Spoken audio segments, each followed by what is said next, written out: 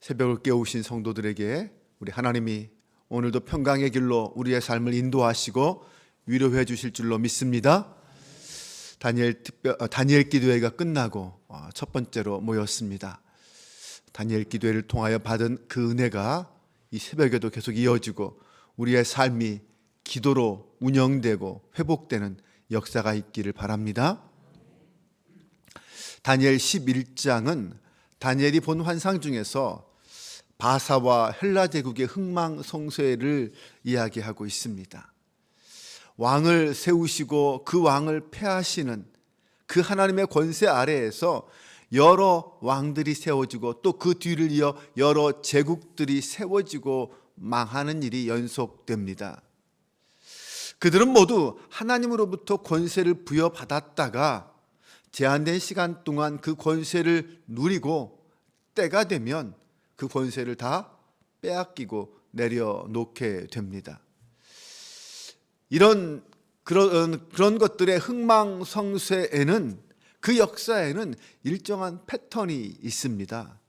그것은 왕이 부여받은 권세의 한계를 알지 못하기에 자기 마음대로 행하고 자기가 받은 그 권세를 남용하다가 결국은 하나님의 정한 때가 되어서 그 멸망의 끝에 돌아가게 된다는 것입니다. 때때로 팔레스타인 지역을 지배하던 왕들이 하나님의 전에 침입해 들어와서 예루살렘을 멸망시키고 그 땅을 더럽히는 일들이 벌어집니다. 하지만 결국 그러한 일들은 그 왕들의 마지막이 얼마 안 남았다라는 증거가 되고 맙니다. 이 11장의 예언을 받은 다니엘은 그 예언이 성취되기 전에 200년 전 사람이었습니다. 네, 하나님이 200년 전에 다니엘에게 200년 이후의 역사에 대해서 보여주신 것입니다. 하나님이 그런 예언을 통해서 그 역사를 미리 다니엘에게 보여주시며 그것을 사람들에게 알게 하신 이유가 무엇일까요? 그것은 결국 그 땅의 그 모든 역사는 하나님의 섭리와 주관하에 이루어지고 있다라는 것을 알려주기 위함인 것입니다. 다니엘은 바벨론 왕국에서 교육받았습니다. 그리고 바벨론 왕국의 고위직에 있었습니다. 하지만 그 이후에 생기는 메대와 바사가 바벨론을 무너뜨리고 새로운 왕국을 세웠을 때도 이 다니엘은 여전히 그 새로운 왕국에서 고위 관리직에 있었습니다. 그곳에 있으면서 다니엘은 강대한 제국들의 흥망성쇠를 다 지켜보았습니다. 그리고 그는 하나님이 보여주신 그 환상을 통하여 그 모든 역사가 하나님을 통해 이루어지고 있다, 하나님을 통하여 이루어진다라는 사실을 알게 되었습니다. 우린 역사를 영어로 히스토리라고 말합니다. 그러면서 히스토리는 그냥 역사가 아니라 그분의 이야기, 히즈 스토리다, 그렇게 말합니다. 이 땅의 역사는 결국 이 세상 속에서 하나님이 당신의 뜻을 이루시고 당신의 백성들을 보호하시고자 하시는 그러한 하나님의 섭리와 인도에 대한 기록이다, 이렇게 말할 수 있을 것입니다. 하나님은 역사를 계시하시고 그대로 이루시는 분입니다. 오늘 본문을 통하여 하나님이 이루시는 역사가 무엇이고 또 어떻게 이루어지는지 함께 알아보려고 합니다. 오늘 먼저 1절을 보면 내가 또 메대 사람 다리오 원년에 일어나 그를 도와서 그를 강하게 한 일이 있었느니라 라고 말합니다. 여기서 내가 할 때 이 나는 천사 가브리엘을 의미하고 그를 도와서 할 때 그는 천사 미가엘을 말합니다. 미가엘이 다리오 원년에 유다 백성을 고국으로 귀환시키기 위해서 영적 전투를 치루었습니다. 바벨론을 멸망시키고 메대와 바사 제국이 세워지는 그 과정 가운데 메대 다리오 왕이 세워지는데 다리오 왕이 칙령을 내려서 이스라엘 백성들을 바벨론에서 유다로 예루살렘으로 돌아가도 좋다라고 허가를 내줍니다. 그런데 바로 그런 일들은 천사 미가엘이 행한 일이다라고 말합니다. 그리고 가브리엘이 그 일에 동참해서 미가엘을 도왔다라는 것입니다. 이 말은 결국 바벨론으로부터 바사 제국이 세워진 그 과정도 하나님이 이루신 것이다 라는 것을 말하는 것이고, 나아가서 그 이후에 있어질 하나님의 말씀들, 결국 바사가 멸망하고 헬라 제국이 세워지고 그 모든 과정 또한 하나님의 역사 가운데 있는 거다, 하나님이 행하셔야 이루어지는 것이다 라는 것을 강조하기 위한 것입니다. 다니엘이 받은 이 환상과 계시는 당시 다니엘이 고레스 왕 때 받은 것들입니다. 근데 이 천사는 그 모든 것이 참된 것이다 라고 말합니다. 그 말은 결국 그 모든 것이 반드시 이루어지는 일이다 라는 뜻이죠. 반드시 성취된다라는 말입니다. 주전 5세기에 살았던 다니엘이 메대와 바사의 멸망, 그리고 헬라 제국의 강성과 분열, 그 뒤에 일어나는 로마 제국의 등장, 그리고 마지막 최후의 종말까지 그 모든 역사를 다니엘이 환상을 통하여 보게 됩니다. 2절을 보면 바사의 네 번째 왕은 매우 부유하고 강한 자다라고 말하는데, 학자들은 그를 아마 아하수에로 왕일 것이라고 말합니다. 이 아하수에로 왕은 강한 군대를 이끌고 정복 전쟁을 벌였습니다. 그러다가 주전 480년에 살라미스 해전에서 그리스 해군에게 대패를 당합니다. 그때부터 바사라는 제국은 힘을 잃어버리기 시작합니다.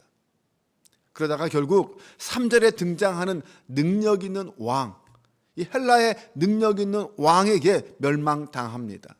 이 능력 있는 왕을 알렉산더 대왕이라고 표현합니다. 이 알렉산더는 헬라와 바사 지역뿐만 아니라 인도에까지 이르는 거대한 제국을 건설한 왕입니다. 성경이 그를 어떻게 소개하냐면 3절과 4절을 보면, 장차 한 능력 있는 왕이 일어나서 큰 권세로 다스리며 자기 마음대로 행하리라. 그러나 그가 강성할 때에 그의 나라가 갈라져 천하 사방에 나누일 것이나 그의 자손에게로 돌아가지도 아니할 것이요, 또 자기가 주장하던 권세대로도 되지 아니하리니 이는 그 나라가 뽑혀서 그 외에 다른 사람에게로 돌아갈 것입니다. 이 말씀은 알렉산더 대왕에 대한 평가이면서 그가 세운 나라의 운명을 이야기하고 있습니다. 왕의 모든 권세는 왕들을 세우시는 그 하나님의 주권하에 있는 것입니다. 왕이 마음대로 행하다가 죽고 나뉘고 갈라지는데, 그것도 결국 그 왕을 세우시고 폐하신 하나님의 섭리하에 있다는 것입니다. 세상은 부요한 자가, 힘 있는 자가, 권세자가 자기 마음대로 통치하는 것 같이 느껴집니다. 하지만 결국 그 모든 것도 역사를 주관하신 하나님이라는 것을 알아야 합니다. 하나님은 이미 200년 전에 그 모든 역사를 예언하셨고 그대로 이루셨습니다. 다니엘이 고레스 왕 3년에 히데겔 강가에서 이 환상을 보고 들었습니다. 바사와 메대 제국이 몰락하고 헬라 제국에 알렉산더가 득세하고, 그러다가 결국 그가 원정을 갔다가 죽게 된다는 내용들입니다. 알렉산더 대왕은 20살에 왕이 됩니다. 그는 전 세계를 다니면서 정복 전쟁을 벌이고 승승장구를 합니다. 그야말로 대제국을 이루죠. 그러다가 주전 323년 34살의 젊은 나이에 갑자기 세상을 떠나게 됩니다. 당시에 후계자도 정해지지 않은 때였습니다. 34살이니까 자녀들이 얼마나 컸겠습니까? 결국 그의 부하들이 그의 두 아들을 죽이고 나라를 4등분하여 나누어 갖고 통치하기 시작합니다.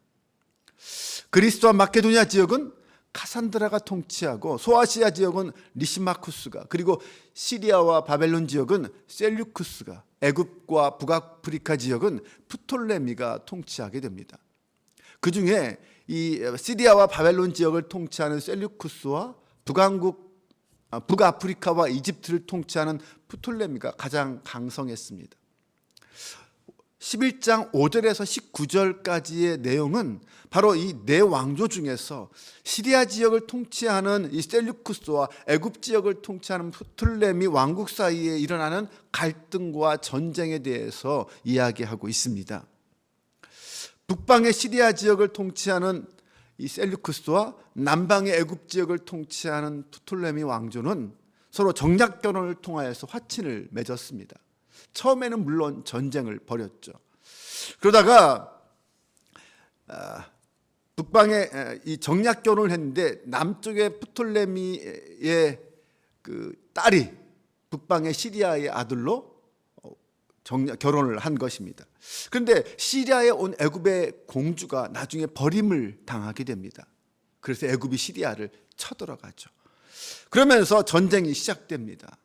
서로 치고받는 전쟁이 수십 년, 수백 년, 약 150년 정도 계속됩니다. 시리아의 왕들의 아들들이 애굽을 계속 공격하지만 애굽이 처음엔 전쟁에서 계속 이겼습니다. 그러다가 나중엔 북방 왕이 강한 군대를 조직하여 남방을 침략하고 수도까지 점령하게 됩니다. 그러다가 결국 다시 화친해서 또 정략결혼을 하게 됩니다. 하지만 이들의 전쟁은 계속 이어졌습니다. 11장 19절까지의 내용은 그 전쟁이 계속된다는 이야기입니다. 이것을 보면 결국 이들은 흥망성쇠를 거듭하다가 결국 멸망하고 마는 이 세상 나라의 본질을 그대로 보여주고 있습니다. 세상의 전쟁에는 영원한 승자도 영원한 패자도 없습니다. 영원한 평안도 없습니다. 세상의 역사는 한마디로 정말 전쟁의 역사다라고 말할 수 있을 것입니다. 오직 하나님 나라만이 영원한 나라입니다. 오직 하나님 안에서만 진정한 평화, 영원한 평화가 있습니다. 우리는 영원한 하나님 나라를 소망하며 살아가는 사람들입니다. 세상 나라는 그렇게 서로 전쟁을 벌이다가 망하는 나라들입니다. 오늘 우리는 어느 나라에 소망을 품고 있습니까?